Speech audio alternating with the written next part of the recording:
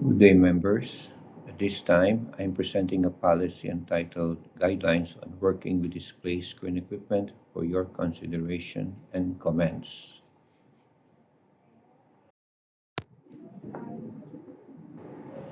My references for this policy is mainly from a document called or entitled Working with Display Screen Equipment or DSE, a brief guide by the United Kingdom Health and Safety Executive last May 2013.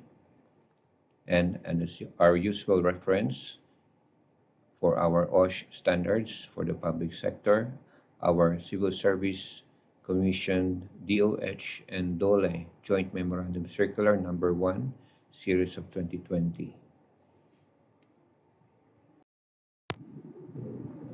So before we go to the guidelines, I would just first introduce what is display screen equipment and what are its health effects. So a DSE or a display screen equipment refers to devices or equipment with an alphanumeric or graphic display screen, such as laptops, touchscreens, and other similar devices, which when overused or used improperly may cause fatigue, eye strain, upper limb problems, and backache in some employees. So the purpose of this guideline is to protect MCIAA employees from DSE risks and also to counter misinformation.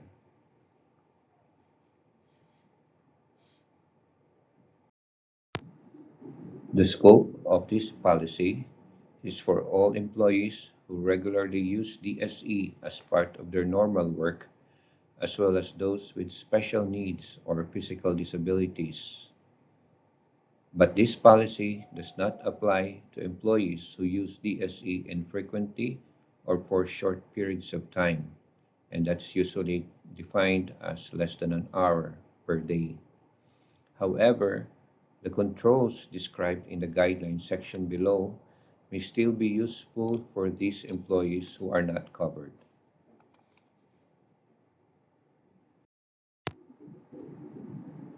The tasks and responsibilities of managers, supervisors, and safety coordinators are: number one, analyze employees' workstations to assess and reduce risks. Number two, make sure that controls are in place.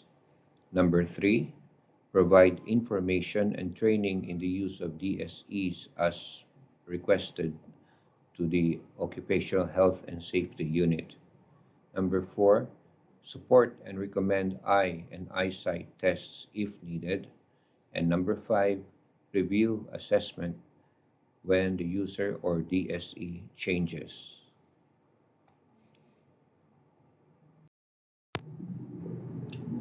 For the Occupational Health and Safety Unit, they are to: number one, consult with employees to help manage the potential health problems associated with DSE. Number two, recommend and support the purchase or replacement of hardware or software for those employees with special needs. Number three, provide information, instruction, and training to help identify risks and safe work practices. And number four, coordinate with the medical division scheduling an eye examination activity.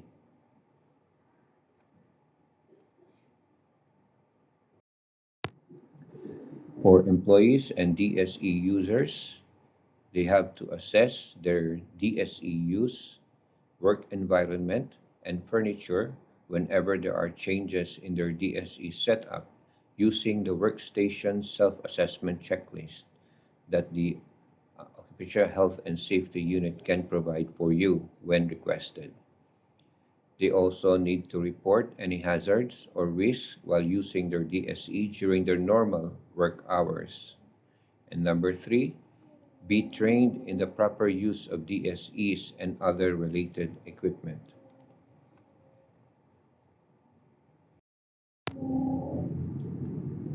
So we now go to the guidelines, and the first guideline is to control risks. So how do we control risks? Number one, The office shall assess the risk using a DSE workstation self-assessment checklist form, which can be requested from the OSHU. Number two, use those findings in the self-assessment checklist to decide what needs to be done and to check that action is taken. And number three, to record all significant findings for review later.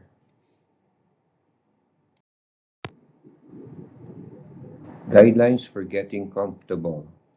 Number one, forearms should be approximately horizontal, and the user's eyes should be the same height as the top of the screen. Number two, make sure there is enough workspace to accommodate all documents or other equipment. A document holder may help avoid awkward neck and eye movements.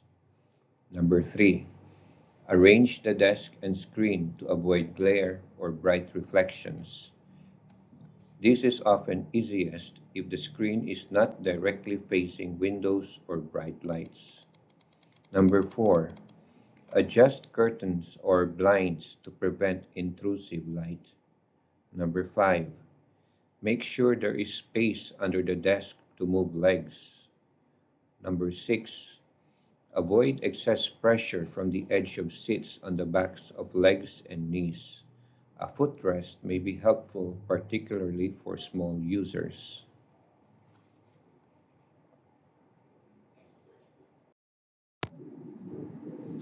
Guidelines in using the keyboard and typing.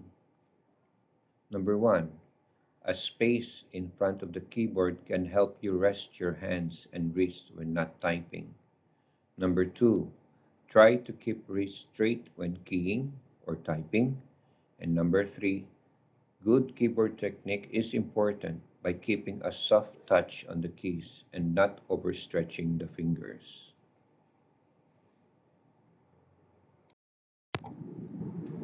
Guidelines for using a mouse.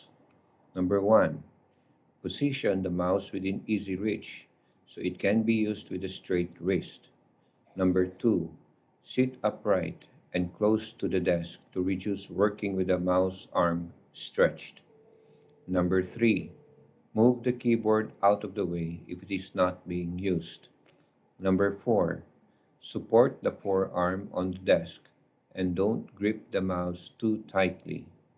Number five, rest fingers lightly on the buttons and do not press them hard.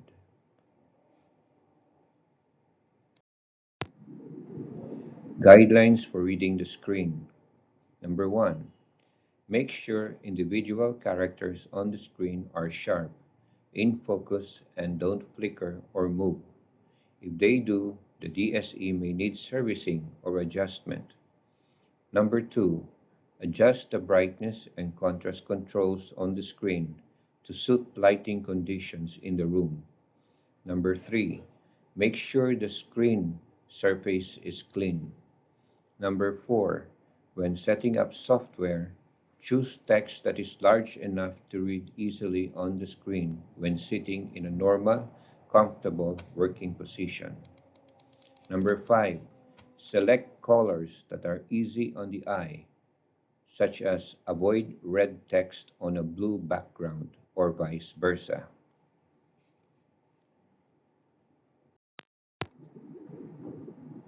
Guidelines when doing prolonged DSE work.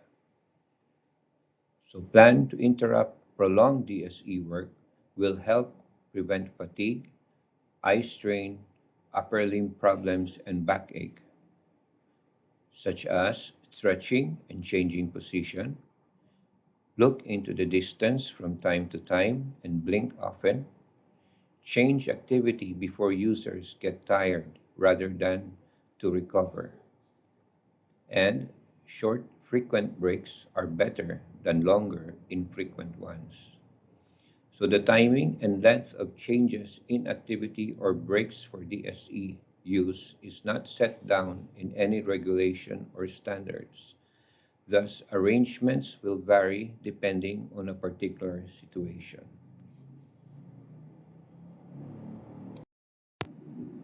So for guidelines for portable computers such as laptops, tablets, these same controls cited in the preceding guidelines will also reduce the DSE risk associated with portable computers.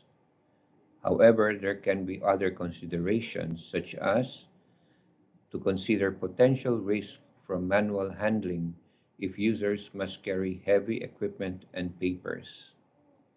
Whenever possible, users should be encouraged to use a docking station or firm surface and a full-sized keyboard and mouse.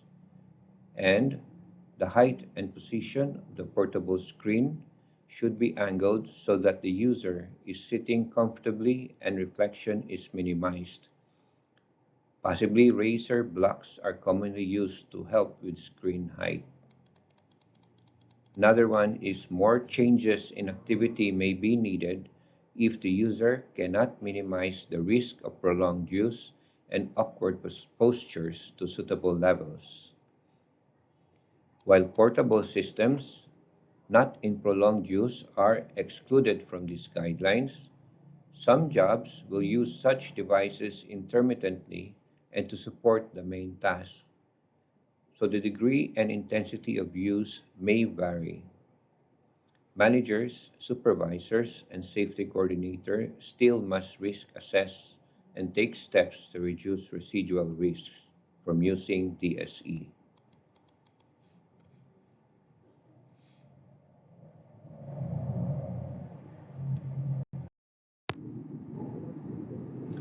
So for DSE user training, the Occupational Health and Safety Unit must consider the following training considerations: the risk from DSE work and what controls are existing, how to adjust furniture while using the DSE, how to organize the workplace to avoid awkward or frequently repeated stretching movement, how to clean the screen and mouse, who to contact for help and to report problems or symptoms, how to use the DSE workstation checklist if users are going to make their own assessment.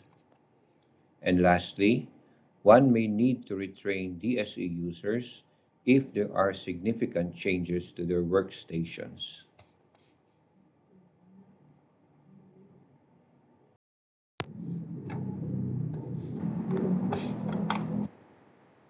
So how about providing eye tests? So there is no evidence to suggest that DSE work will cause permanent damage to eyes or eyesight. Eye tests are provided to ensure users can comfortably use the screen and work effectively without visual fatigue. DSE users can request for an eye test through their subscribed health maintenance organization or HMO or personally with their chosen optometrist or ophthalmologist. In addition, the medical division with the Occupational Health and Safety Unit may schedule an annual eye examination for all interested MCIAA employees through a third-party optical shop or during the annual medical and physical examination.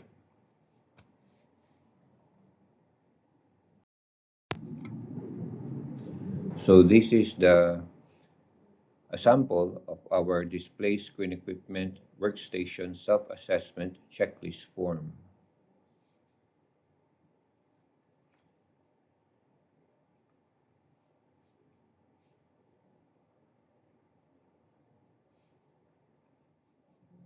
This is the first page. This is the second page. So you can ask for this work assessment or you can ask me or an office safety officer on how to use this workplace checklist in order to assess the DSE user, or if you are the DSE user, can assess if you are okay for doing work properly or safely. So you can have this from the you can get this form from OSH, from the OSH unit. So thank you, and please don't hesitate to contact the OSH unit for any concerns and inquiries regarding this policy. Good day.